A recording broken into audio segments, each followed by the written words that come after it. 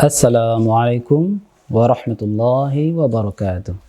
Alhamdulillahi rabbil alamin alladzi hadana lihadza wa ma kunna linahtadiya laula an hadana Allah. Asyhadu an la ilaha illallah wahdahu la syarikalah wa asyhadu anna Muhammadan abduhu wa rasuluhu la nabiyya ba'dah. Amma ba'du. Sahabat Rumi yang saya hormati dimanapun antum berada, kita masih dalam pembahasan adab seorang imam. Ada hal yang sangat urgen kita perhatikan. Sebagai seorang imam harus menyadari bahwa dia tidaklah sendiri. Ada umat yang dia tuntun, ada umat yang dia bina di belakang, ada umat yang jamak berdiri di belakang sang imam. Maka dalam hal ini ada bab khusus tentang adab imam, yaitu tidak boleh si imam itu dalam berdoa di dalam sholat maupun berdoa setelah sholat menggunakan redaksi kata ganti aku. Dia harus menggunakan kata kami. Ingat, dia tidak sendiri. Dia harus membawa jamaah. Bagaikan seorang sopir, maka dia harus membawa jamaahnya, membawa semua penumpangnya ke arah yang sama. Tidak hanya mementingkan keselamatan dirinya sendiri. Alla yakhtassul ilmamu biddu'a li nafsihi dunal ma'mumin. Jangan sampai seorang imam itu hanya mengkhususkan dirinya saja dalam berdoa tanpa memasukkan makmumnya.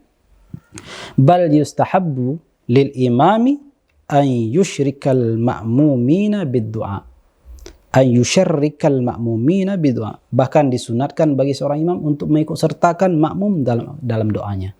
Dan ini ternyata pernah diriwayatkan oleh Rasulullah Sallallahu Alaihi Wasallam. Beliau sampaikan pada Abu Hurairah, Rasulullah bersabda, "La yahillu li rajulin yu'minu billahi wal yawmil akhir an ya'umma qauman illa bi'iznihim wa la yakhtassu nafsahu bida'watin dunahum fa in fa'ala faqad khanahum."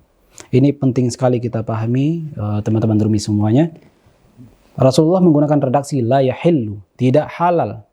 Tidak halal bagi seseorang yang beriman kepada Allah, beriman kepada hari akhir, untuk menjadi imam, untuk memimpin salat, kecuali harus mendapatkan izin dari jamaah. Yang kedua adalah seorang imam tidak boleh mengkhususkan dirinya saja di dalam berdoa tanpa mengikutsertakan si makmum. Kalau si imam tetap melakukan faqad khanahum, berarti imam telah mengkhianati si makmum. Sahabat Rumi yang dirahmati oleh Allah Subhanahu wa taala. Bagaimana aplikasinya?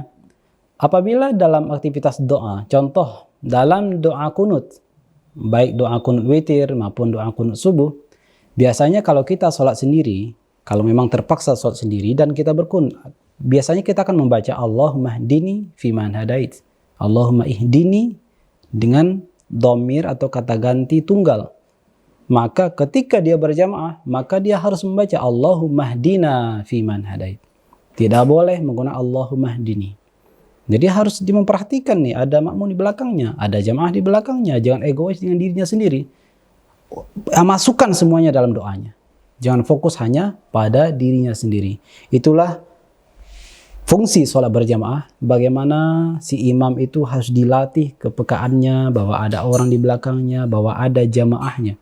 Jadi dalam hal doa pun harus diperhatikan.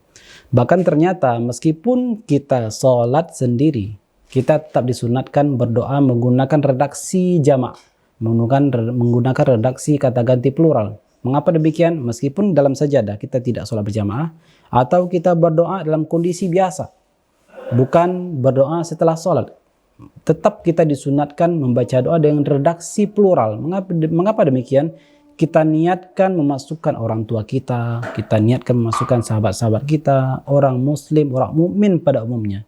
Kita niatkan semuanya masuk dalam doa ini. Dan itulah salah satu ciri-ciri orang yang karim, orang yang pemurah.